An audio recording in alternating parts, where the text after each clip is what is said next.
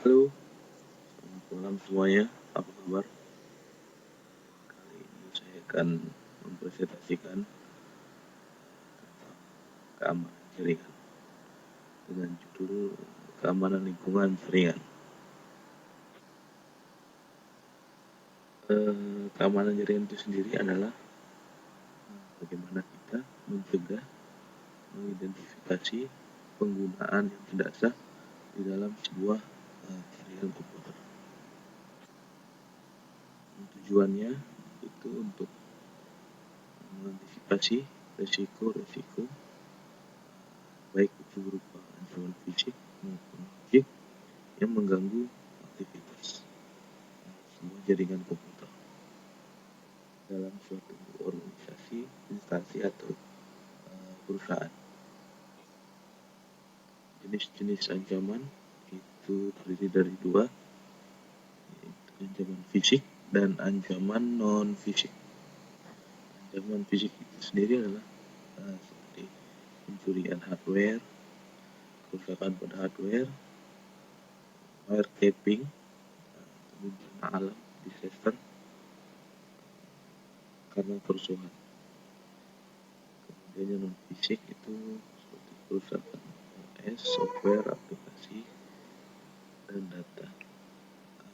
Bisa juga virus, leaving pemakaian resource yang berlebih pada sebuah server, dan performa suatu sistem operasi jaringan yang lambat.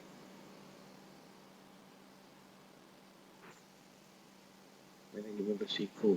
Manajemen risiko itu adalah bagaimana memanajemen risiko-risiko yang disebabkan atau ancaman-ancaman yang akan terjadi. Bagaimana kita memanajemen risiko tersebut dengan cara melakukan identifikasi risiko, melakukan kontrol risiko.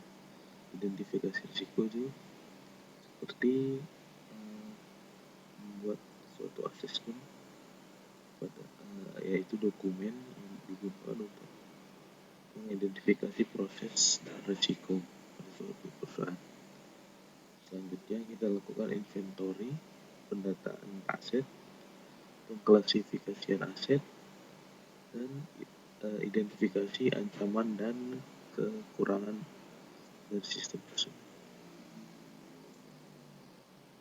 Untuk identifikasi aset yaitu semua hardware dan software yang digunakan untuk menyimpan, memproses, dan mengirimkan data atau informasi pada sebuah perusahaan. Meliputi hardware, software itu ada OS, aplikasi, dan data. Kemudian perangkat jaringan dan komunikasi data, pengguna jaringan, lingkungan, sarana pendukung lainnya, dan ancaman. Kemudian perlu dilakukan kebijakan penggunaan jaringan seperti kebijakan organisasi, etika menggunakan jaringan, dan kebijakan mengakses komputer. Oke, kesimpulan dan saran dari presentasi inilah sebuah infrastruktur jaringan komputer terdapat berbagai ancaman baik berupa fisik ataupun non fisik.